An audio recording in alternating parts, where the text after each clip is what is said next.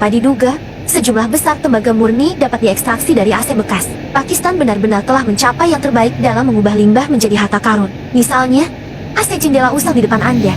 Begitulah cara mereka membuat batang. Dan untuk melepas pipa tembaga dan gulungan tembaga di dalamnya, pekerja terlebih dahulu harus segera menghapus jaringan besi luar dan langsung potong pipa tembaga murni yang terhubung. Tujuan utamanya adalah untuk melepaskan enzim dingin yang tersisa di kompresor untuk mencegah kecelakaan keselamatan selama pembongkaran berikutnya. Kemudian kondensor dapat dipisahkan dengan keras. Meski pemukulan kepala serigala akan langsung mematahkan bagian-bagiannya, tetapi semua kebutuhan master adalah bagian dengan bahan tembaga. Seluruh proses juga berjalan sangat lancar.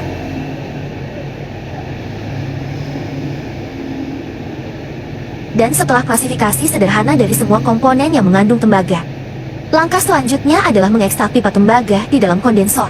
Ketika mempertimbangkan bahwa pipa tembaga dibungkus dengan sejumlah besar sirip merah pembuangan panas, untuk dapat memisahkannya dari radiator tanpa kerusakan, mereka harus dihapus dengan banso encap. Ini tidak hanya dapat memotong pipa tembaga yang terhubung menjadi segmen dengan ketebalan seragam, tetapi juga memfasilitasi ekstrusi lembaran merah. Namun, palu manual jelas tidak efisien. Jadi mereka juga perlu menggunakan mesin penggulung kelas atas untuk menggulung dan memotong radiator yang dipotong. Alur roll meratakan lembaran merah di tepi tabung tembaga. Di bawah pemotongan dengan mesin menggorok lebar tetap di dalamnya. Tabung tembaga dapat dipisahkan secara bertahap dan cepat. Ini sangat menghemat waktu pemisahan manual.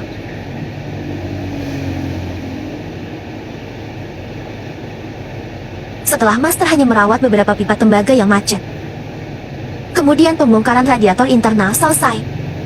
Tapi yang jelas, tembaga bukanlah batas pembongkaran. Ketika masih ada sejumlah besar gulungan tembaga di kompresor, seluruh cangkang juga perlu dipotong dengan asetat domba. Dan ini juga tahap awal yang perlu dirilis sepenuhnya, alasan enzim dingin. Kemudian, bagi cangkang yang disegel menjadi dua, Anda dapat melihat inti besi penting di dalamnya, dan luka lilitan kuku di atasnya terbuat dari tembaga murni. Tugas master adalah menghilangkan belitan dari inti. Ini juga merupakan tembaga paling murni di AC. Di bawah palu master dengan garpu baja, gulungan tembaga dan inti besi dipisahkan. Tapi jelas ada banyak kotoran di permukaan itu. Dengan premis perlu dimurnikan dan dibuat menjadi batang tembaga, Tuan juga perlu membuang semua kabel tembaga ke dalam tungku. Tujuan utamanya adalah untuk melelehkan semua kabel tembaga menjadi air tembaga. Ini tidak hanya dapat sepenuhnya menghilangkan kotoran internal air tembaga, tetapi juga memudahkan master untuk menuangkan dan membentuk dengan cetakan, sambil menunggu kawat tembaga meleleh pada suhu tinggi. Master lain juga mulai menyiapkan cetakan untuk dituangkan, untuk mencegah kebocoran dari celah penutup atas. Mereka juga perlu menggunakan furnitur besar buatan sendiri untuk mengunci dan mengamankan seluruh pinggiran cetakan, untuk menghindari tekanan internal yang berlebihan dari cetakan saat menuangkan air tembaga. Pada titik ini, setelah pemanasan hingga 3 jam, kawat tembaga langsung berubah menjadi air tembaga murni.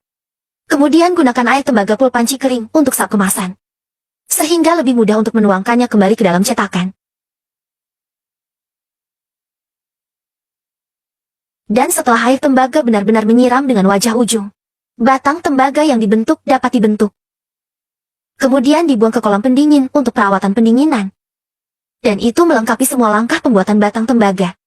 Dan daur ulang di Pakistan tidak bisa dipercaya.